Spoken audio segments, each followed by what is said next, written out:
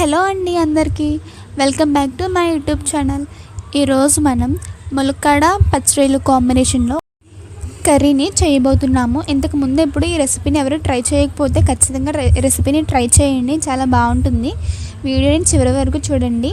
Okay, so రెసిపీలోకి వెళ్ళిపోతే మనం ముందుగానే గ్యాస్ ఆన్ చేసుకుని ఒక మూకుడు పెట్టేసుకున్నాము. ఆయిల్ వేసేసుకున్నాం. ఆ ఆయిల్ హీట్ అయ్యేలోపు నేను ఇక్కడ ఆనియన్స్ కట్ చేసేసుకున్నాను.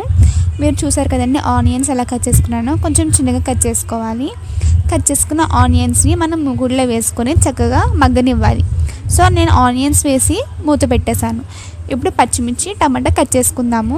పచ్చిమిర్చి ఒక 4-5 తీసుకుని ఈ విధంగా కట్ చేసుకుంటే సరిపోతుంది. కొంచెం స్పైసీగా కావాలంటే ఇంకొంచెం ఎక్కువగా తీసుకోవచ్చు పచ్చిమిర్చి అనేది. అలానే టమాటా అనేది ఒక మీడియం సైజ్ టమాటా ఒకటి సరిపోతుంది. ఈ విధంగా చిన్నగా కట్ చేసేసుకుందాము. సో ఇప్పుడు మనం పచ్చిమిర్చి కూడా యాడ్ చేసేసుకుందాము. పచ్చిమిర్చి కూడా వేసుకొని ఒకసారి చక్కగా కలుపుకోండి.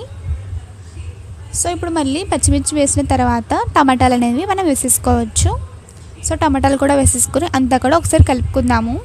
సో మనం ఈ స్టెప్లో ఉన్నప్పుడు సాల్ట్ అనేది వేసుకుంటే ఉల్లిపాయలు అనేవి తొందరగా మగ్గుతుంది.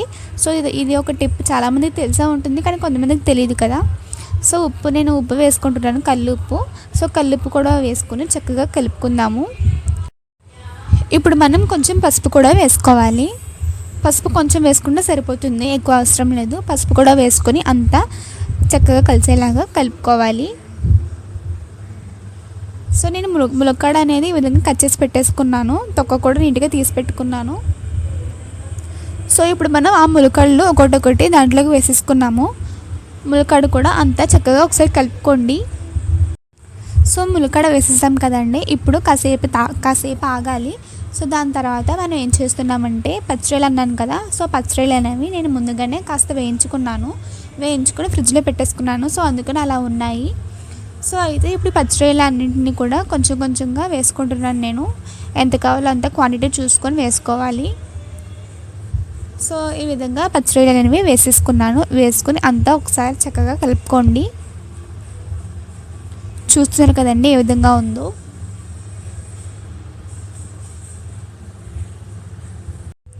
పచ్చిరొయ్యలు కూడా వేసుకున్నాక అంతా ఒకసారి చక్కగా కలుపుకోండి. ఓకే, సో కలుపుకున్న తర్వాత మనం కారం వేసేసుకోవాలి.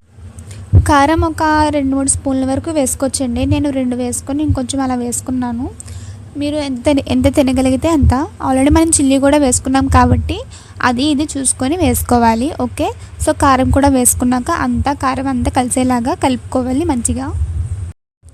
సో కారం వేసి కలుపుకున్న తర్వాత మనం వాటర్ వేసుకోవాలండి. వాటర్ కూడా చూసుకొని వేసుకోవాలి.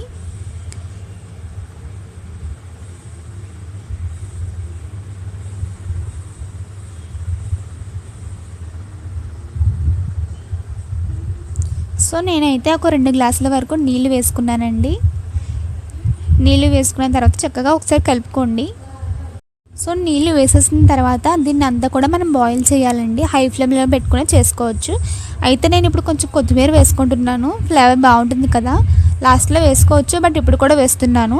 సో ఇప్పుడు వేసి మూత పెట్టేశాను. కొంచెం హై ఫ్లేమ్లో పెట్టుకొని చూసుకుంటూ ఉండాలి. సో హై ఫ్లేమ్లో పెట్టుకొని ఈ విధంగా చూసుకుంటూ కలుపుకుంటూ ఉందాము. సో ఇప్పుడు మనం ఏం చేస్తున్నామంటే మనం వేసిన వాటర్ అనేది ఆల్మోస్ట్ బాయిల్ అయిపోయింది కదా. సో ఇప్పుడు మనం చింతపండు పులుసు వేసేసుకోవాలండి. చింతపండు ముందుగా నానబెట్టుకోవాలి, అప్పుడు మెత్తగా అవుతుంది కాబట్టి పులుసు కూడా ఈజీగా వస్తుంది. పులుసు కూడా వేసేసుకొని చక్కగా కలుపుకోండి. అంతా ఉప్పు సరిపోయిందా, పులుపు సరిపోయిందా, కారం సరిపోయిందా అన్నీ ఒకసారి ఇప్పుడే చూసేసుకోండి. ఒకవేళ సరిపోయలేదు అంటే కనుక ఇప్పుడు వేసుకోవచ్చు. సో ఈ విధంగా అంతా కూడా వేసేసుకున్నాం కదా. ఇప్పుడు చక్కగా దాన్ని అవ్వనివ్వాలి. అయితే ఇప్పుడు మనం దీంట్లో ఒక మసాలా వేస్తున్నామండి. జీలకర్ర, ఆవాలు, గసగసాలు, వెల్లుల్లి, అలానే బిర్యానీ పువ్వు ఉంటుంది కదండి అది. సో ఇవన్నీ వేసుకొని కొంచెం మిక్సీ పెట్టుకున్నాను వాటర్ వేసుకొని. అంతేనండి. సో ఆ పేస్ట్ నేను ఒక స్పూన్ వేసుకున్నాను అంతే. ఇప్పుడు మనం ఫైనల్గా కొత్తిమీర వేసేసుకోవాలండి. కొత్తిమీర కూడా వేసేసుకొని ఒక 5 నిమిషాల నుంచి గ్యాస్ కట్టేయడమేనండి. కూర అయితే రెడీ అయిపోతుంది. చాలా బాగుంటుంది, ఖచ్చితంగా ట్రై చేయండి. వీడియో నచ్చితే ప్లీజ్ సబ్స్క్రైబ్ చేయండి. Thank you.